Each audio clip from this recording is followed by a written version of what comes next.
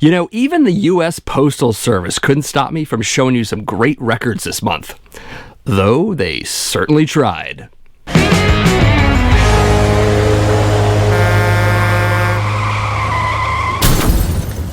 First up is the debut LP from American death metal band Creeping Death. This is Wretched Illusions, came out in 2019 through E1. What's fun right away about this band is their name. I mean, it's obviously a Metallica song, but this isn't thrash metal. This is definitely a death metal band, so it's kind of an interesting implication there. I think a lot of people who probably see this band think, oh, thrash. Nope, not at all. So the album was mixed and mastered by Arthur Risk. He's a very well-known producer. He's handled albums for Eternal Champion and Crypt Sermon, and especially Power Trip. I think he did every Power Trip album, including the EPs. So he's pretty well-known. Favorites on this record for me are definitely Ripping Through Flesh. It's the album opener. Also Bloodless Contamination and World Decay, another great song. If you're looking for music videos off this album, there are ones for Ripping Through Flesh and Bloodless Contamination, which basically means they picked the right songs for videos. So vinyl variant for this one is Galaxy Grape. It's a pretty cool color, looks even better in the light. There you go. 300 were pressed in this variant, and this color also marks the second pressing of the album. So if you get Galaxy Grape, that's what you get. It also comes with the inner sleeve, has full lyrics on the side, and a lovely picture of the band on this side. So Creeping Death is definitely channeling some old school death metal here. There's some early 90s Florida, some early 90s earache grind, maybe a pinch of old school Swedish death metal, but it definitely comes together with a lot of cavernous vocals and a nice variety of riffs. So yeah, I'm definitely going to check into this band some more. Next up is the 2013 2LP live album from Dio. This is Finding the Sacred Heart, live in Philly, 1986. I'm very familiar with this recording. It was originally released on home video in 1986. I think I had it on VHS, though it was also available on Betamax. And so I'm very familiar with this material. Pretty excited about having it on vinyl for the first time. So the sound here is acceptable. It's not an amazing soundboard recording, but it's not a bootleg either. It's pretty listenable, but it is a great set. It's a great album, so it's well worth hearing. It was 2,500 copies released. They are numbered. Mine is 2435. I should also mention the gatefold here. There's a nice write-up from Malcolm Dome. He's a music journalist. I've talked about him before, basically of the show itself, but there are also nice quotes from different band members about making this video, but also the show itself. It's a nice little insight into what happened here. Of course, a notable lineup change at this point. Vivian Campbell had left the band before this. He had gone on to Whitesnake. The guitar player on this is Craig Goldie, formerly of Jafria. I think I've talked about Jafria maybe once or twice, but yeah, that's what's going on here. A couple moments on this record I might have chopped out would have been the extended drum and guitar solos. Not really a fan of that stuff. I feel like it's a waste of time. I think it's padding out the album a little bit. Maybe we could have gotten an extra track instead, but that's my only real complaint. Got a few favorites on this album, of course. I love the medley of The Last in Line and Holy Diver. It does mention that Children of the Sea is in the middle of all that, but realistically all he does is sing the words Children of the Sea. I don't really feel that's part of a medley so much, but you know, there it is. I also really dig Heaven and Hell, obviously the Black Sabbath song he did when he was in that band. I love when Dio does that song every time. Bit of a sucker for it. And of course, Stand Up and Shout. Great track. Vinyl variant for this one is white with nice labels. I kind of like the starkness of the white. I also like that it matches up with the original 12-inch single released in 1985 for Rock and Roll Children. Rock and Roll Children, of course, was from Sacred Heart, and this is the Sacred Heart tour, so there's a little bit of continuity there. I kind of dig that. Also, we have inner sleeves with the logo and the album title there, and track listings on the other side. As I mentioned in a previous video, I did see this tour. Rough Cut opened. It was a fantastic show. I saw it in Worcester, Massachusetts. Didn't see it in Philly, of course, but I kind of consider this a souvenir of that moment anyways. Anyways, this is a great album. I highly recommend it. There are other Dio live albums coming out, being reissued actually. I talk about that in Upcoming Metal Vinyl. That's another show I do. You should check that out. But yeah, Dio, great stuff. One category of metal records I've always had a bit of a soft spot for are the early recordings compilations. This is definitely one of those that fits the bill. This is Satan with Early Rituals, came out in 2020 through Listenable Records. It's 3 demos, one from 1981, one from 1982, and one from 1986. So if you're not familiar with this band, Satan is a traditional heavy metal band. They came out of the new wave of British heavy metal period, roughly 1979 to 1981, though some people push that to 1984. They're not as well known as bands like Diamond Head or Raven, let alone Venom or Def Leppard, but they're definitely a cool band, definitely part of that scene. So this band did go through some name changes, and then they broke up in the early 90s. Then they reformed, then they broke up, then they reformed again, and they are still around. Also, guitarist Steve Ramsey, as well as bassist Graham English, original members, they're on these recordings as well. They're also in a band you might know a little bit better. That band is Skyclad, and both bands are actually still active, which is pretty incredible. Quick look at the gatefold here, full lyrics to all the tracks, as well as some great pictures. This is a compilation of demos, as I mentioned, 3 demos to be precise, in this 2 LP set. Demos are Guardian demo from 1981, Into the Fire demo from 1982, and the Dirt demo from 1986. Favorites on this one are definitely Oppression, as well as The Ritual and The Iceman. This version also comes out in red, transparent red. There were 666 copies of this vinyl variant released. Of course. It was also released in blue. There were 500 copies of that. And this is both for the European markets. This isn't a US release, but you can get this record anywhere. In fact, I got this one at Amazon, so it's out there. A quick rundown of the differences between these 3 demos. The first demo is definitely more of the sort of classic Nawabum style. It's the one I like the best.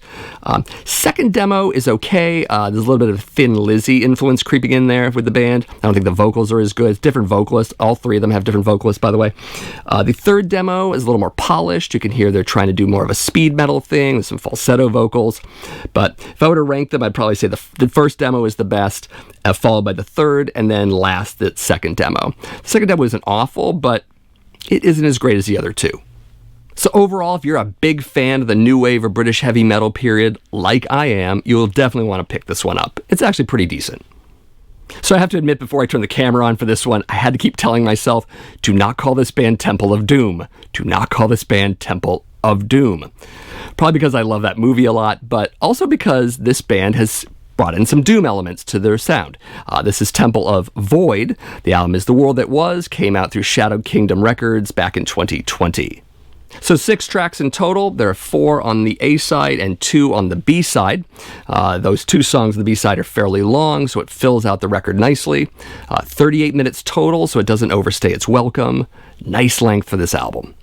So as I mentioned before, this album has a doomier approach to their core death metal sound. It's also fairly melodic and atmospheric.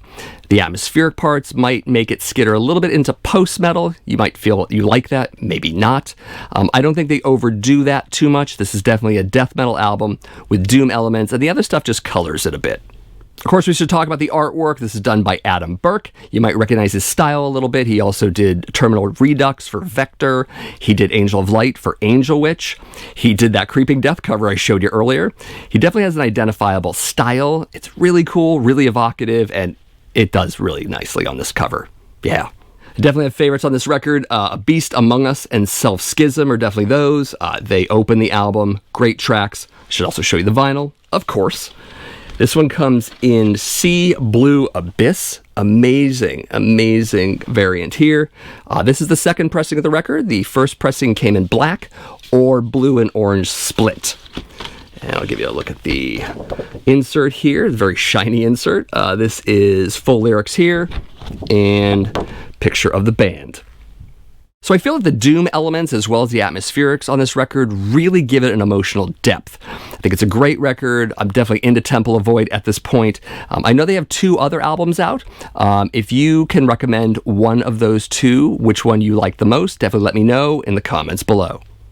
Next up is the first of 3 reissued albums for Onslaught. This is Live Damnation. It's a live album. Originally came out in 2009. This is a 2020 reissue, as will be the other 2 records I'm going to mention. They were all 3 released by Back on Black Records. The album was recorded live in November of 2008 at the Damnation Festival in Leeds, England. Great performance, great mix. Cy Keeler's vocals are amazing on this thing. In fact, I should probably mention my favorites as well. They are definitely Let There Be Death, Destroyer of Worlds, and Burn. They even close out with the title track to their first album, Power from Hell. It's great to see it here. It's great that they remember their earliest material. I'm sure the fans appreciate it. It's also a kick-ass live version of the track and the perfect album closer. Vinyl variant for this one is clear, with nice center labels, tracks there. I definitely like clear sometimes. It's not a bad color or lack of color. There are also promo inserts in here from Back on Black, or their merchandising arm plastic head merchandising, or t-shirts, plenty of t-shirts, as well as some of their catalog here. A huge list of that, and some of the albums. Some great albums too. And there's Raven, there's Venom, a whole bunch of bands. Exodus is on here, lots of Venom. Nice. Even some early Judas Priest. Pretty cool. I have to admit, I've never seen Onslaught live, and hearing this record makes me sorely regret that decision, or lack of a decision. But I have this album. I'm definitely psyched to see this band when they start touring again, when everyone starts touring again. So yeah, definitely. Good stuff. So moving from an Onslaught live album to an Onslaught compilation album. This is The Shadow of Death, came out originally in 2008. It's a collection of demo material from them back when they were a hardcore band. A lot of people don't know that about Onslaught. They started as a hardcore punk band. So most of these tracks are from their demos, but there are 2 tracks that were originally on a compilation album that came out back then. It was called Daffodil to the Daffodils. Here's the Daffodils. Amazing title. A couple of my favorites on this record are Overthrow of the System, as well as Visions of Our Future. Should probably also show you the gatefold. Not too fancy. It's got the track listings, but also has a little bit of a write-up of their early days, a little bit of early history of the band. So that's kind of interesting, especially since a lot of people still don't know that this band was once hardcore. So vinyl variant for this one is a very interesting reddish pink. I don't know if that's the choice I would have gone with, but there it is. Also in here are the inserts I showed you before, but I will show you at least again. Albums, and t-shirts and t-shirts. There you go. By comparison, I would definitely say this album has more in common with Power from Hell than any other album in the Onslaught catalog, but this album isn't all that much metal. Again, it's much less Onslaught as you know them, and probably a little bit more of maybe the Exploited, British punk band there. So, yeah.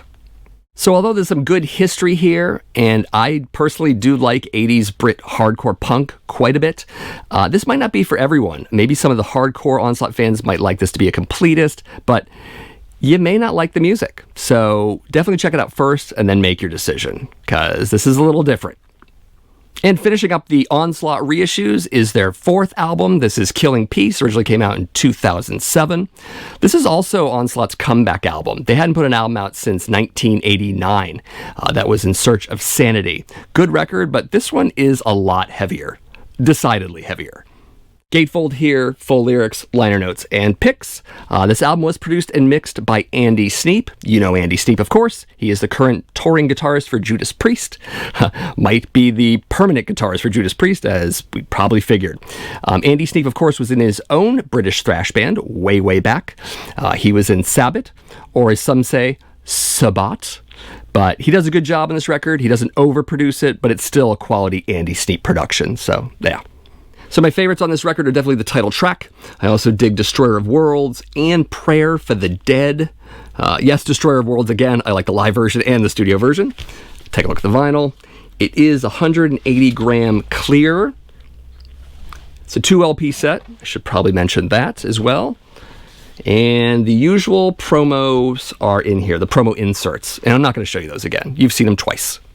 If I have one complaint about this record, it's probably going to be a little bit about the cover. The logo is kind of blurry. Maybe it was scanned from the CD booklet. That's done a lot these days, more often than you think. So, but I don't know. If that's my only complaint about this record, so be it. So Killing Peace is definitely a killer groove thrash album. Yes, there is some groove on here. It's mostly thrash, but a little bit of groove. Killer riffs. Killer tracks. Definitely my favorite British thrash band, hands down. So, amazing comeback record. Really good with it. Onslaught. Killing Peace. Jumping over to Switzerland, we have the third full-length release from Burning Witches. This is Dance with the Devil, released in 2020 by Nuclear Blast Records. If not entirely familiar with this band, they are an all-female Swiss, largely power metal band. They do have elements of thrash and speed and groove in there as well.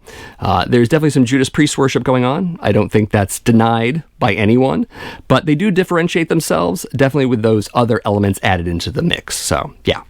Of course, we should talk about favorites here. Some of mine include Lucid Nightmare, also Wings of Steel, and The Sisters of Fate, great track. We should also talk about Battle Hymn. Yes, they do a cover of the Manowar classic. They even have Ross the Boss on guest guitars for it. Ross the Boss, of course, was a Manowar member back when that was recorded originally, so it's nice to hear him there. It's also a really killer cover. Really like it. Vinyl variant for this one is Classic Black. In case you've never seen black before, but, the labels are different, so there you go. It was also available in 3 other variants, green, red, and yellow. If you're interested, there are 2 music videos from this album. There's one for the title track. There's also one for 6 Feet Underground. And if we're talking about tracks some more, we should definitely mention the final 2 tracks. They are vinyl exclusive. They are not on the CD. They're not on the digital download. There is a cover of A Mansion in Darkness. Of course, that's King Diamond. Great cover. I think Battle Hymn is probably the better of the 2 covers, but it's there. Also, an acoustic version of Black Magic. No, not the Slayer version. They actually have a song called Black Magic that's completely different, but this is an acoustic version. It's okay. So I am fully sold on these ladies and their kick-ass album. I'm definitely going to go after the EP next. It follows this album. It's called The Circle of Five. And then I'm probably going to go back for the other 2 albums. So there it is. Burning Witches. Next up is an album from a very underrated German thrash band who gets overlooked a lot in the shadow of bands like Creator and Destruction. This is Accuser with the 2020 release of their self-titled album, released by Metal Blade Records. So this is the 12th studio album from this band. Yes, they've been around since 1986, and I am just as guilty as everyone else for completely missing them back then. As I mentioned before, this is German thrash metal, notably in the modern sense of the term. Hear a little bit of maybe modern Creator and modern Destruction in there. Did I happen to mention Creator and Destruction before? Probably not an accident, but Accuser does differentiate themselves in the modern sense because they also go a little bit American thrash metal. There's a little bit of early Hetfield and some Chuck Billy mixed in the vocals, definitely the gruffness of both of those sounds. Also, the guitars by Renee Schutz is a little bit Skulnick, so not a real complaint at all. I think they're a decent band, and I think they've picked it up over the years. As for favorites, I definitely like Phantom Graves quite a bit, also Lux in Tenebris, as well as 7 Lives and A Cycle's End. Talking about weak tracks, however, Be None the Wiser really sticks out. It's practically a power ballad, and it's totally unnecessary on this record. The vinyl variant for this one is Ivory Beige Gray Marble, limited to 200 copies. Also, we have an insert with the lyrics. And some more lyrics, and some liner notes. Also included, I should probably mention it, is a poster. A rather enormous poster of the cover art for this album. There it is. With their strange double S symbol that I don't get. But there it is. Of course, I'm also going to mention music videos from this album. There is one for Phantom Graves. Again, probably one of my favorite tracks on the album. As well as a lyric video for Misled Obedience. So if you like your German thrash with some occasional shred, or you're simply curious as to this band you missed all of these decades, you should definitely check out Accuser. Now here's an album that definitely arrived a bit late in the post. This took 2 months to get to me, which is why I couldn't mention it in my Best of 2020 video. This is Skeletal Remains. They are American death metal. The album is called The Entombment of Chaos. Came out in 2020 through Century Media Records. So gatefold, full lyrics. I should also mention that this is my first Skeletal Remains album. I've never heard one before. This is my context for this band, so my observations are going to be limited, obviously, to this release. You should let me know in the comments if they differ on other releases and how they differ. Maybe you have a recommendation for my next Skeletal Remains album. Definitely let me know that in the comments below. Anywho, there's definitely some influence here from early death metal. Think early Death, think early Obituary. It's definitely in this mix. Except for there are a lot more blast beats. Lots and lots of blast beats. I should also briefly mention the production. It's a bit on the raw side, specifically for death metal.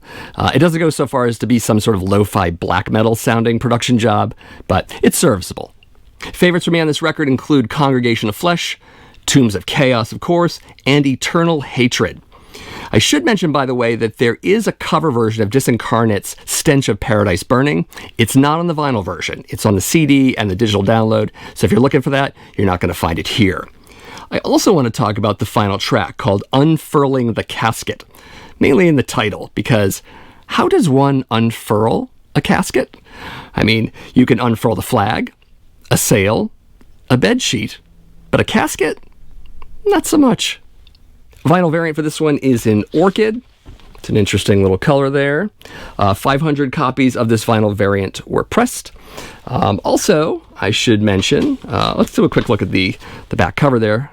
There are music videos, or there's a music video for the song Dissectacy, and a lyrics video specifically for Elusive Divinity. So a respectable retro death record. It's interesting at times. It's predictable at other times, to be fully honest. I think I need to spend more time with this album just to see if I want to hear more from this band. But pretty good start. And that's it for another episode of Vinyl Haul. Remember to like this video when you have a chance. Also share it with your friends and subscribe if you haven't already done so. This is the Accusation Network, where I do metal vinyl collecting videos once or twice a week. Check out the playlist. Check out the videos. Go to town. Of course, I'd love to hear from you in the comments. Let me know what albums you liked, what albums you didn't like. Give me some music recommendations. Maybe there's some other albums from these bands that you think I should listen to.